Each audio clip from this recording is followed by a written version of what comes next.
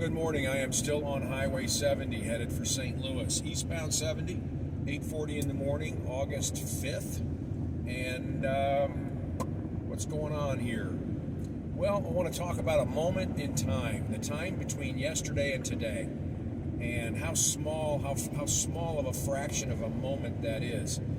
When we look at a clock and we say, well, it's almost midnight, that separates the day of today from tomorrow.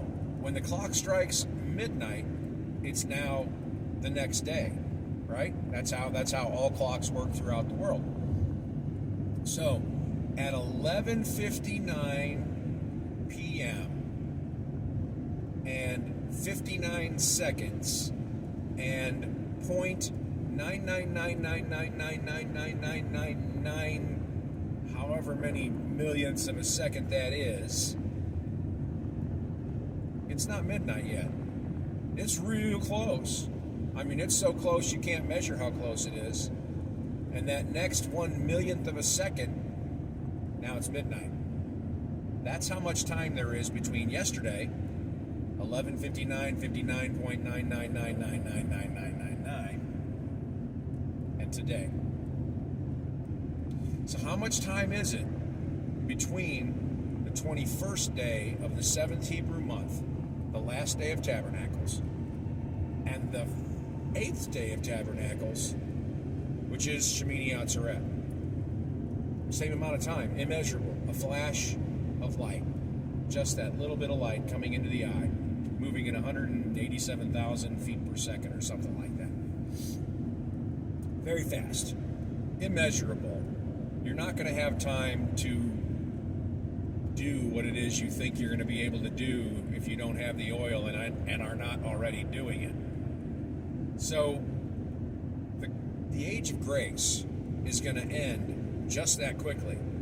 That God's grace that He's given us, the grace of Christ Jesus that has been provided through His blood, is going to end at a particular point, and then the wrath of God is going to come. And it's going to happen so quickly that if you're not on top of it, you won't receive that last moment of grace. Or you will slip into the time of the law speaking blasphemies. And the punishment for blasphemy during the time of the law was death and is death.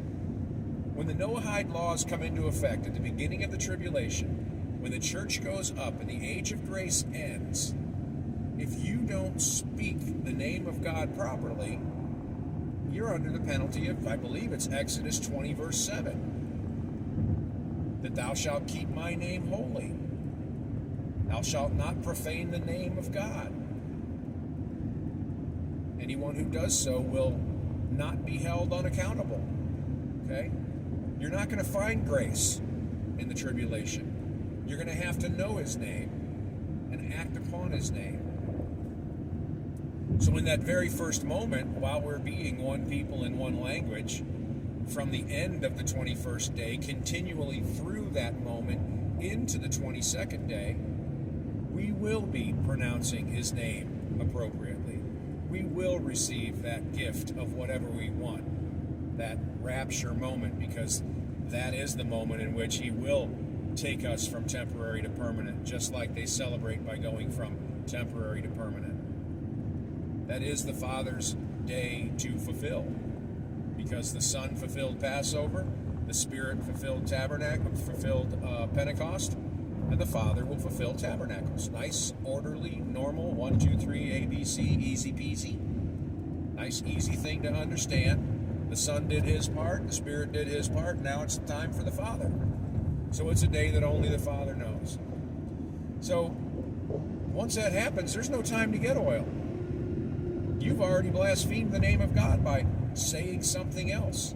Or you're like Lot's wife, and as we're doing this, you see something amazing to your mind, your heart, your spirit, or terrifying, and you slip backwards into English, or Albanian, or Turkish, or whatever language it is where you are, and you say something else.